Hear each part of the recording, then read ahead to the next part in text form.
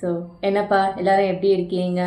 So இன்னைக்கு நம்ம வந்து பார்க்க போகிறது வந்து காம்பவுண்டிங் இன்ட்ரெஸ்ட் அப்படிங்கிறத பற்றி. ஸோ இன்வெஸ்ட்மெண்ட்ஸில் காம்பவுண்டிங் எப்படி ஒர்க் ஆகுது அண்ட் இன்வெஸ்ட்மெண்ட்ஸில் காம்பவுண்டிங்கோட இம்பேக்ட் எப்படி இருக்குது அப்படிங்கிறத நம்ம இன்னைக்கு பார்க்க போகிறோம். ஸோ நம்ம எல்லாமே வந்து ஒரு ஸ்டோரியாக தான் பார்ப்போம், எந்த டாப்பிக்காக இருந்தாலும். ஸோ ஸ்டோரியாக பார்க்குறோம் அப்படின்னா உங்களுக்கு பெட்டராக ரிலேட் ஆகும் அண்ட் அண்டர்ஸ்டாண்ட் ஆகும் அப்படிங்கிறதுனால. ஸோ இன்னைக்கு நம்ம வந்து ஒரு எக்ஸாம்பிள் எடுத்துக்கலாம்.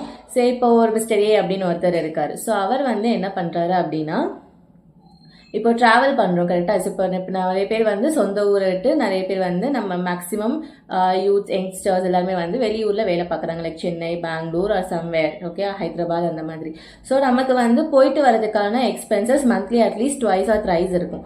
ஸோ அப்படிங்கிறப்போ மிஸ்டர் ஏ அப்படி என்ன பண்ணுறாரு அப்படின்னா, நான் வந்து போனால் எனக்கு கம்ஃபர்ட்டாக இருக்கணும், லக்ஸூரியஸ் ட்ராவல்ஸ் அப்படின்னு தான் நான் போவேன் அப்படின்னு சொல்லிட்டு எய்தர் ட்ரெயின்னா ஏசி கோச் ஆர் பஸ்னா வந்து கொஞ்சம் ஹை ஸ்லீப்பர் இது ஏர் ஆர் ஃப்ளைட்ஸ் அந்த மாதிரி தான் வந்து புக் பண்ணிட்டு போறாரு. வேற மிஸ்டர் பி அப்படிங்கிறவர் வந்து என்ன பண்றாருன்னா, டிராவலுக்கு அவ்வளோ இது வந்து நம்ம செலவு பண்ண தேவையில்லை. ஏன்னா மந்த்லி நமக்கு ட்வைஸ் ஆர் த்ரைஸ் அப்படிங்கிறப்போ டிக்கெட் காசு ரொம்ப ஜாஸ்தியாக இருக்கும். ஸோ அதனால வந்து அவர் என்ன பண்றாருன்னா, நார்மல் டீசெண்டாக அஃபோர்டபுளான இருக்கிற டிக்கெட்ஸ் வந்து புக் பண்ணிட்டு பஸ் ஆர் ட்ரெயினில் வந்து ட்ராவல் பண்ணிட்டு போறாரு.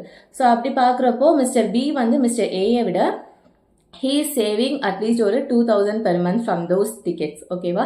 ஸோ அந்த 2000 அவர் மந்த்லி என்ன பண்ணுறாரு அப்படின்னா, டு ஹிஸ் கெப்பாசிட்டி வேற எதுலையாச்சும் இன்வெஸ்ட் பண்ணுற மாதிரி. So he is investing in stocks or mutual funds அந்த மாதிரி இன்வெஸ்ட் பண்ணி he is regularly investing in some instruments, okay. So அப்படி பண்ணுறதுனால அவருக்கு என்ன ஆகும் அப்படின்னா, அவரோட இன்வெஸ்ட்மெண்ட்ஸில் வந்து ரிட்டர்ன்ஸ் க்ரோ ஆகும். ஸோ அவரோடது வந்து மல்டிப்ளை ஆகும். ஸோ அப்போ வந்து என்ன பண்ணால் நீங்கள் லாங் டேர்மாக தான் இது வச்சிருக்க மாதிரி இருக்கும் இன்வெஸ்ட்மெண்ட்ஸ். ஸோ அது வந்து உங்களுக்கு மந்த்லி வந்து உங்களுக்கு க்ரோ ஆகுறப்போ அட் அ ஃபியூச்சர் டேட்டில் வந்து ஆஃப்டர் 10 years ஆர் 15 years வந்து உங்களுக்கு அது காம்பவுண்ட் இன்ட்ரெஸ்ட்டில் வந்து அது அக்யூமுலேட் ஆகி you will be having like 20 lakhs or 30 lakhs at when you after நீங்கள் வந்து ஒரு 10 years ஆர் 15 yearsக்கு அப்புறம் பார்க்குறப்போ you will be having 10 to 20 lakhs in your hand. So ஃபியூச்சரில் வந்து அப்போ நீங்கள் ஏதாச்சும் வந்து உங்களோட கிட்ஸுக்கு ஏதாச்சும் எக்ஸ்பென்சஸ் பண்ணணும், எஜுகேஷன் எக்ஸ்பென்சஸ் அந்த மாதிரி வருதுன்னா அப்போ நீங்கள் வந்து லோன் எடுக்கிறதோ இல்லை யார்ட்டாச்சும் கேட்குறதோ அப்படிங்கிறது வந்து அவசியம் இருக்காது.